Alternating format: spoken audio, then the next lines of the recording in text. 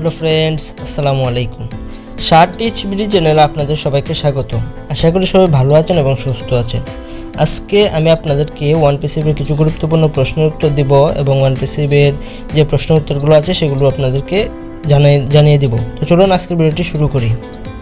প্রথমে আমি আপনাদেরকে জানাবো ও ফাউন্ডার্স আমাদের নতুন প্রোডাক্ট নিয়ে কখন আসবে। তো ও ফাউন্ডার্স যেহেতু আমাদের ও বোট নামে নতুন প্রোডাক্টটি চালু হতে যাচ্ছে, তো সেই প্রোডাক্ট নিয়ে হয়তো বা 1-2 দিনের মাঝে চলে আসবে।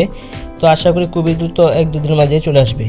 তো এখন পরবর্তীতে আমি আপনাদের মাঝে যে আপডেটটি বলবো সেটি হচ্ছে, একটি আন্তর্জাতিক নিউজের মাধ্যমে জানা গেছে আমাদের এআই কোম্পানি হবে 2030 সালে মোটামুটি 13 ট্রিলিয়নেরও বেশি। এটি একটি আন্তর্জাতিক নিউজ থেকে পাওয়া গিয়েছে।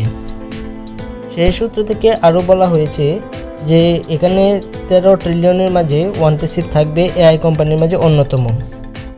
এর কারণ হচ্ছে এখানে ওয়ানপাসিভের প্রোডাক্ট সংখ্যা থাকবে বেশি, যেহেতু এখনই ওয়ানপাসিভের প্রোডাক্ট হচ্ছে 52+। এর পরবর্তীতে আরও অনেক প্রোডাক্ট আসবে, অনেক প্রোডাক্ট এসআর বলছে প্রতি বছরই তারা নতুন নতুন প্রোডাক্ট নিয়ে আসবে। তো এর প্রোডাক্ট সংখ্যা দাঁড়াবে অনেক, প্রতি বছরই যেহেতু বাড়বে।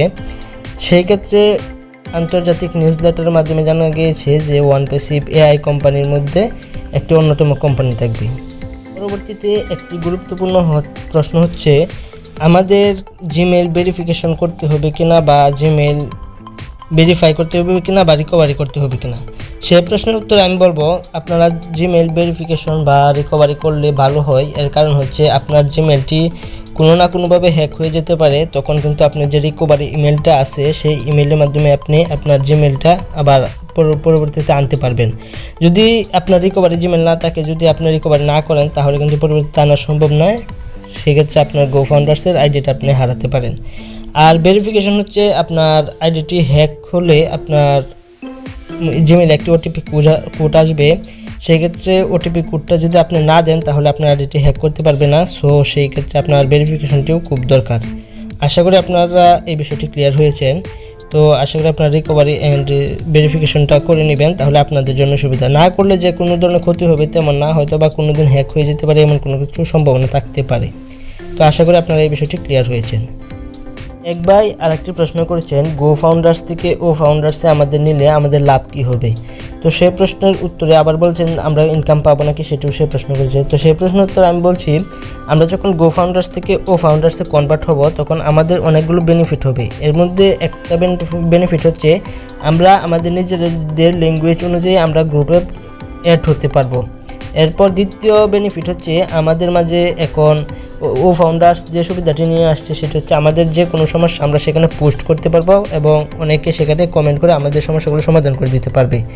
তৃতীয়ত যে সুবিধাটা, সেটা খুবই গুরুত্বপূর্ণ একটি সুবিধা। আপনারা সকলেই জানেন যে গো ফাউন্ডার্সে আপনার কোনো সমস্যা হলে আপনি যখন সাপোর্টে SMS দেন তখন অনেকক্ষণ দেরিতে রিপ্লাই দেয়। তো যখন ও ফাউন্ডার্স আসবে তখন কিন্তু আমরা ও ফাউন্ডার্স যখন আসবে তখন আমরা 24 ঘন্টায় কিন্তু সেখানে সাপোর্টে SMS দিলে 24 ঘন্টায় রিপ্লাই পাবো এবং প্রতিদিন 7 দিন ধরে আপনার সাপোর্টটা খোলা থাকবে, কোনো দিন অফ থাকবে না। আরও অনেকগুলো বেনিফিট আছে, এগুলো হচ্ছে মেইন বেনিফিট। আর ও ফাউন্ডার্স আসলে আমাদের যে মেইন কাজটি করতে হবে সেটি হচ্ছে, আপনারা যখন ও ফাউন্ডার্সে লগ ইন করবেন তখন আপনারা প্রত্যেকের সিগনেচারটা দেখে নেবেন। তখন কিন্তু আপনারা যে সিগনেচারটা দিয়েছেন, যদি সিগনেচার ভুল থাকে তাহলে আপনারা তখনই সিগনেচারটা পরিবর্তন করে নেবেন, কারণ পরবর্তীতে এই অপশনটা থাকবে না। তো আপনাদেরকে সেই সিগনেচারের সুবিধাটাও দেওয়া হবে। যারা এখনও সিগনেচার করেন তারা ও ফাউন্ডার্সে সিগনেচার করতে পারবেন, আর যারা ভুল সিগনেচার করছেন বা অন্য কেউ আপনাদের সিগনেচার করে দিয়েছে তারাও সেখানে সিগনেচারটা পরিবর্তন করে নিতে পারবেন।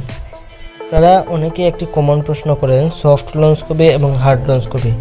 যে প্রশ্ন উত্তরগুলো আপনাদেরকে অনেকবারই দেওয়া হয়েছে, তো এরপরও আমি আপনাদেরকে আবারও বলছি যে আপনারা ধৈর্য ধরুন। যখন সফট লঞ্চ এবং হার্ড লঞ্চের ডেট হবে তখন আপনারা অবশ্যই জানতে পারবেন, হয়তো বা আমার ভিডিওর মাধ্যমে, নয়তো ও ফাউন্ডার্সের ব্যাক অফিস থেকে আপনারা সব কিছু ক্লিয়ারভাবে জানতে পারবেন কখন সফট লঞ্চ বা হার্ড লঞ্চ হবে।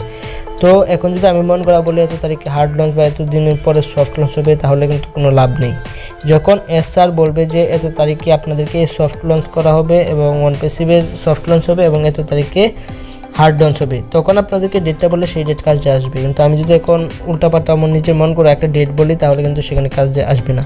তো এর মাঝে আমি আপনাদেরকে একটি ধারণা দিয়েছিলাম, একটি নিউজ থেকে আমি জানতে পেরেছিলাম যে হয়তো হার্ড লঞ্চ এই বছর হবে না, সামনে বছরের 2 ফেব্রুয়ারি বা মার্চে হয়ে যাবে, এরকম একটা ধারণা পাইছিলাম। হার্ড লঞ্চ না হলেও সফট লঞ্চ সামনের বছরে হয়ে যাবে, সামনের বছরের শুরুতেই সফট লঞ্চ হয়ে যাবে।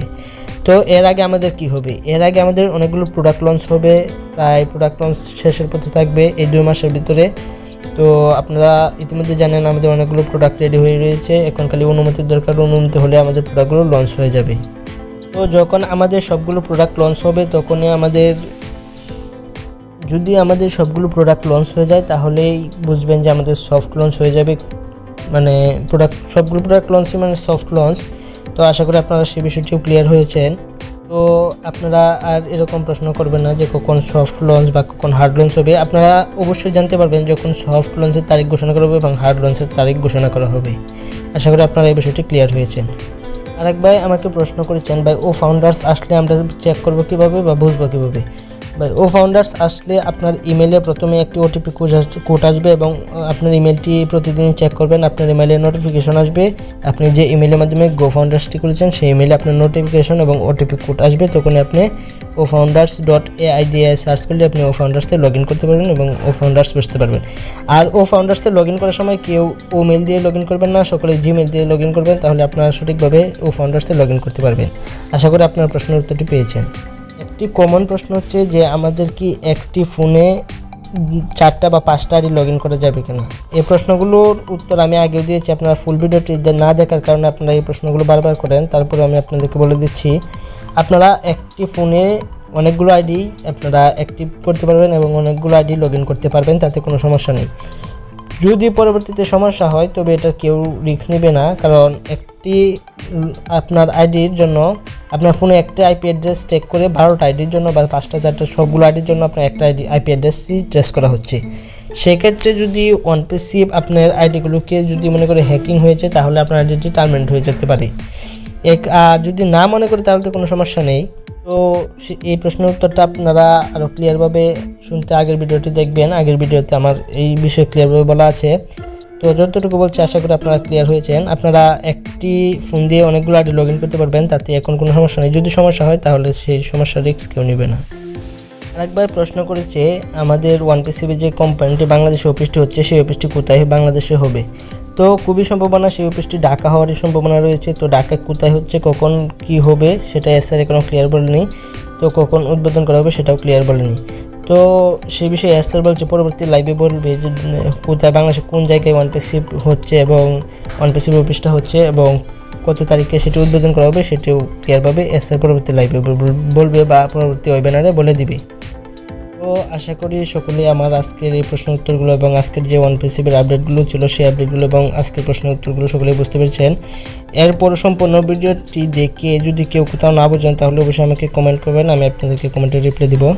তো আমার ভিডিওটি ভালো লাগলে অবশ্যই চ্যানেলটি সাবস্ক্রাইব করে পাশে বেল বাটনটি বাজিয়ে দিবেন। সবাই ভালো থাকবেন, সুস্থ থাকবেন। ধন্যবাদ সবাইকে। আল্লাহ হাফেজ।